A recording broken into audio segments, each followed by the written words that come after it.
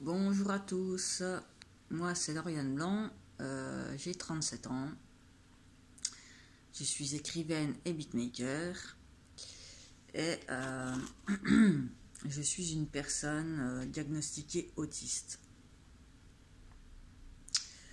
Donc du coup je voulais émettre une petite hypothèse, hein, bien évidemment. Je n'affirme rien sans savoir, encore une fois. Le fait que beaucoup de personnes voilà, disent que l'autisme est génétique, mais j'ai aussi tendance à penser qu'il n'est pas que génétique, mais qu'il peut être environnemental et multifactoriel selon, selon l'environnement dans lequel l'enfant grandit. Donc quand je dis ça, je pense aux familles dysfonctionnelles, parce que quand on est dans une famille dysfonctionnelle avec des parents, une famille toxique ou une mère qui a le syndrome de Munchausen par procuration, enfin ce genre de choses, eh bien on est sujet à la maltraitance, à la négligence des besoins de l'enfant, au fait qu'il n'y a pas de reconnaissance des émotions de l'enfant. Donc l'enfant, qu'est-ce qu'il fait? Comme il se sent complètement invisible dès qu'il ouvre la bouche et qu'on le réprimande, qu'on le recadre, dès qu'il essaye de s'expliquer, dès qu'il essaye de dire quoi que ce soit, il va forcément trouver d'autres cheminements cérébrales au niveau de ses connexions synaptiques. Donc il va commencer à emprunter des chemins sinueux puisqu'il ne va pas pouvoir se développer correctement comme un enfant dit normal, où on l'encourage et voilà, dans une famille normale, on encourage l'enfant, on l'aide dans son évolution, à aller dans sa voie, enfin à faire ses choix, enfin on l'aide, on l'accompagne quoi. Dans une famille toxique, on assiste l'enfant, ce qui est extrêmement différent, puisque assister un enfant et aider un enfant, c'est pas du tout la même chose, hein.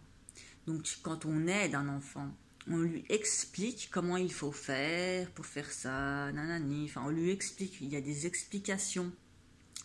Quand on assiste un enfant, on fait les choses à sa place, on l'handicape.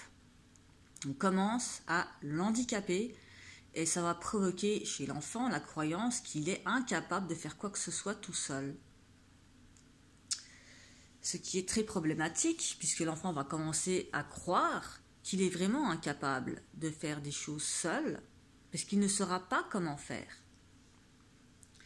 Il n'aura pas le manuel pour faire les choses de lui-même. Donc, paradoxalement, cet enfant, puisqu'il n'aura pas le choix que de se débrouiller seul, et qui va se sentir exclu, rejeté, invisible, mal aimé, et tout ce genre de choses, il va commencer, il va être livré à lui-même, et il va commencer à être autodidacte. Puisque on lui dit rien, on lui explique rien, on lui montre rien du tout. Donc il va opter pour l'option du je vais m'instruire tout seul parce que j'ai pas le choix. Donc il va commencer à être autodidacte et à apprendre des choses dans des livres. Il va chercher des termes, des mots, des machins, des phrases. Dès qu'il ne comprendra pas un truc, il va vouloir savoir ce que ça veut dire. Il va aller chercher toujours plus loin puisqu'il n'aura pas d'explication et ça va le frustrer tant et si bien que lui de son côté il va développer un acharnement. La frustration du manque d'explication va provoquer chez lui une frustration qu'il va vouloir combler en s'acharnant sur le fait qu'il va vouloir savoir toujours et encore plus de choses. Donc il va aller chercher partout où il peut. Voilà, il va se faire son monde en mode autodidacte. Et il va vouloir chercher encore et toujours plus loin dans sa tête, puisqu'il ne pourra pas parler. Parce que dès qu'il va parler, dès qu'il va vouloir savoir quelque chose, on va lui dire en gros que la connaissance, c'est pas pour lui. Enfin voilà, il va se sentir incapable, inutile, rejeté, et très certainement par la suite, il se peut qu'il rentre dans une dépression profonde, hein, bien évidemment, puisque quand il y a des traumas, et que ces traumas-là restent tabous, et que personne ne réagit, que personne ne reconnaît ces traumas-là et que personne ne réagit, ça va forcément, il va ravaler sans arrêt sa souffrance, il va l'intérioriser, il va ravaler, ce qui fait qu'il va souffrir en silence et qu'il va commencer à déprimer. Pour le peu que ça l'amène en psychiatrie avec des médicaments et tout, ça va sur le plan cognitif le déstabiliser complètement. Donc ça va, les médicaments c'est destructeur, hein, donc pour le peu que il ait des diagnostics, un parcours de diagnostic en diagnostic erroné, il va être complètement détruit de fond en comble. Et quand il va s'apercevoir plus grand, hein, adolescent, et quand il aura l'âge adulte, il va se rendre compte qu'il a été détruit volontairement, que c'est un acte délibéré et quelque part criminel, puisque ça peut engendrer beaucoup de choses. Quand on est en dépression, on peut être amené à faire des TS, des IMV et ce genre de choses, à tomber dans les addictions, à tomber très bas. Et pour se relever ensuite, c'est pas que c'est pas à la portée de tout le monde, parce que je pense que tout le monde peut le faire, mais c'est extrêmement compliqué et très difficile. Donc, voilà. Quand on est un enfant qui n'a pas pu ouvrir sa bouche, qui était mutique, et qui ravalait sans arrêt, qui intériorisait tout, et voilà, forcément, il y a un moment donné où l'enfant, à force d'intérioriser, il implose. Et qu'est-ce qui se passe? Puisque l'enfant est très empathique et très sensible, il va exploser. Et l'explosion va se manifester par des crises autistiques ingérables. Ingérables puisque parce qu'il n'a pas appris à gérer ses émotions, parce que ses émotions n'ont jamais été reconnues. Donc, il ne saura pas gérer lui-même ses émotions, ce qui est normal dans ce schéma-là. Donc, ça va de soi, c'est logique. Donc, il ne va pas réussir à gérer ses émotions et ça va faire des crises ingérables que lui-même ne saura pas contrôler, en tout cas sur le moment, mais qui après, quand on fait des crises, on apprend, on cerne le pourquoi on a fait une crise, parce qu'on nous a manqué de respect, parce que si, parce que ça, parce qu'on est en colère, pourquoi on est en colère, et ainsi de suite. Et après, on peut apprendre à gérer un peu plus ces crises, à les gérer un tant soit peu mieux, mais ce qui ne veut pas dire qu'elles vont disparaître. Puisque quand on grandit avec tout ça, forcément c'est assez brutal. Donc l'environnement, je pense, la maltraitance, la négligence, et tout ce genre de choses, je pense que ce sont des facteurs qui font qu'un enfant devient autiste petit, qui se construit un cerveau autistique, neuroatypique, parce qu'il ne peut pas emprunter un chemin libre. Ce que j'appelle un chemin libre, c'est le chemin que beaucoup d'enfants empruntent parce qu'ils ont une famille fonctionnelle. Donc, ils n'ont pas d'interdit de parler, ils ont pas on les écoute, on les aide, on leur apporte de la connaissance, on leur explique des choses, ils évoluent correctement. Un enfant qui n'a pas tout ça ne peut pas évoluer correctement. Enfin, c'est pas qu'il évolue pas correctement, c'est qu'il évolue différemment, c'est pas pareil. Donc voilà, il va emprunter des chemins divers et variés dans ses connexions synaptiques, et ça va être, parfois ça va faire des nœuds dans son cerveau, euh, parce que forcément il va contourner les choses, il va faire en sorte d'essayer de faire en sorte de faire les choses, mais dans une optique où personne ne pourra lui reprocher quoi que ce soit. En tout cas, dans le cadre familial de sa famille qui est toxique. Donc, il va faire des choses en silence, tout seul. Et du coup, ça va l'amener à avoir ses propres visions des choses, ses hypothèses, enfin tout ça. Et ça, il peut le garder pour lui, en fait. Parce que de toute façon, il sait que dès qu'il va exposer quelque chose, tout de suite, ça va être « tu es bizarre, tu es malade, tu as un problème, tu n'es pas normal ». Enfin, voilà. Donc, j'ai envie de dire oui, l'enfant n'est pas normal, mais il est juste atypique et différent, ce qui ne fait pas de lui un monstre, au contraire. Ça fait de lui un être qui a dû se développer autrement, avec d'autres capacités, avec des centres d'intérêt restreints peut-être, mais qui se passionne pour des choses à fond, parce que voilà, il va être intéressé par beaucoup de choses, souvent par beaucoup de choses, donc il va se perdre un peu dans ce qu'il aime, enfin pas se perdre, mais avoir beaucoup de centres d'intérêt en même temps. Par contre, il aura une patience infinie pour ce qu'il aime, parce qu'il va être acharné et va vouloir aller au bout de tout ce qu'il fait.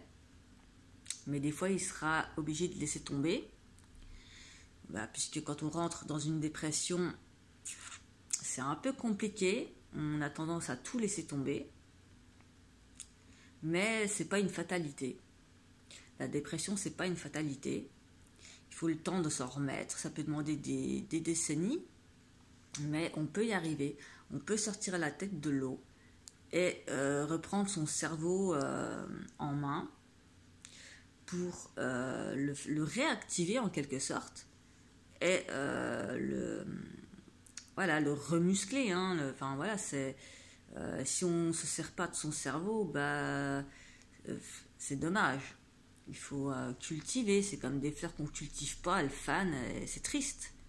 Donc il faut cultiver tout ça à la manière, enfin à sa manière en fait, sa manière atypique, quelle qu'elle soit.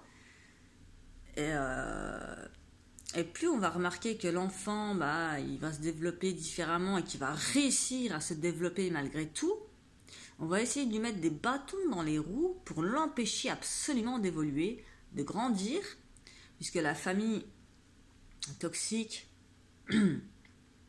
ou la mère qui est perverse narcissique avec le syndrome de Munchausen par procuration, elle va sentir que l'enfant, donc elle va vouloir le détruire. Et dans ce syndrome-là, détruire son enfant, c'est soit sur le plan organique, donc ça peut aussi bien être des interventions chirurgicales, parce que la mère décide de fausser les bilans sanguins ou ce genre de choses, ce qui peut être c'est extrêmement grave, c'est très grave, ou ça peut être sur le plan psychique, c'est-à-dire que la mère, elle va induire la croyance à son enfant qu'il est malade psychique et va le détruire à coups de médicaments. Alors, c'est comme dans la musique My Mom de Eminem, où il dit que sa mère, quand il était petit, elle assaisonnait un peu ses aliments avec du Valium, enfin avec des médicaments et tout ça, et qu'il était accro à ça. Donc c'est détruire son enfant par tous les moyens, sans le toucher. Mais indirectement, c'est dans le but de le détruire, pour pas qu'il devienne une personne à part entière, qui arrive à réfléchir par lui-même, qui arrive à faire les choses tout seul. Non, il faut qu'il soit sous l'emprise et qu'il ne soit qu'un objet, l'extension de la mère. Il faut pas qu'il... Enfin voilà, c'est juste... il sert juste à combler les besoins de la mère, de la famille, ou qu'importe, voilà.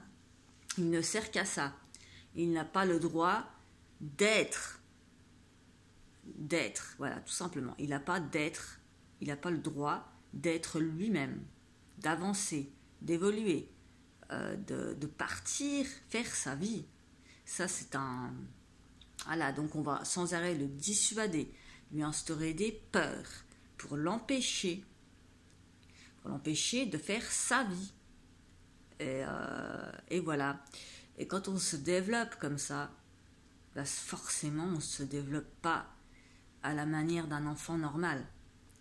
Donc, le cerveau, lui, il fait ce qu'il peut, comme il peut, et il va emprunter d'autres chemins que les enfants normaux vont emprunter, forcément.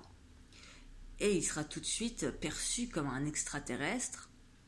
Et la personne qui va se développer autrement va elle aussi se percevoir comme une personne qui comprend rien aux codes sociaux,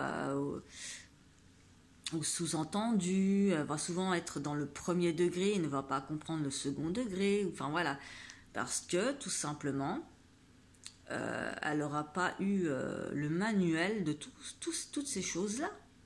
Donc elle va faire ce qu'elle peut, comme elle peut, elle va se développer comme ça. Et avec la frustration, ça va faire de cette personne, de cet enfant, une personne susceptible et tout ça. Mais c'est pas en vain, c'est parce que son environnement a fait que il n'avait pas le choix que d'évoluer comme ça, tout simplement. Il n'avait pas le choix que d'évoluer à sa manière, d'une autre manière, et voilà, tout simplement. Donc il y a cette forme, c'est une autre forme d'intelligence, c'est une autre forme de, voilà, mais ça reste complémentaire. Ça reste complémentaire avec un enfant qui a évolué normalement. Et c'est ça qu'il faut garder en tête en finalité. Parce que, comme je dis toujours, si on fait un puzzle avec des pièces qui se ressemblent toutes, bah c'est pas possible.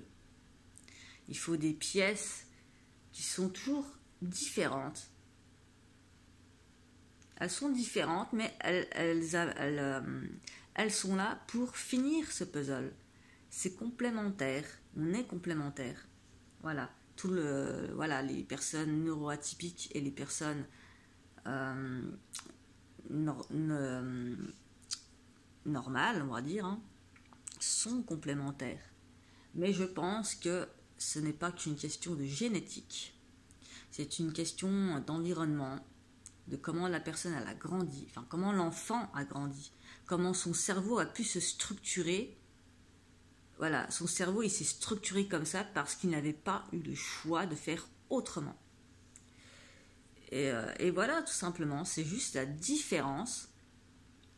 Ça vient du milieu dans lequel l'enfant il a grandi, et du milieu toxique dans lequel il va continuer à grandir parce qu'il ne va connaître que ce côté toxique. Donc il va avoir tendance à toujours aller vers ce qu'il connaît, jusqu'au jour où il va se dire oh là c'est pas normal ce fonctionnement là, pourquoi j'attire les personnes toxiques, pourquoi, enfin voilà.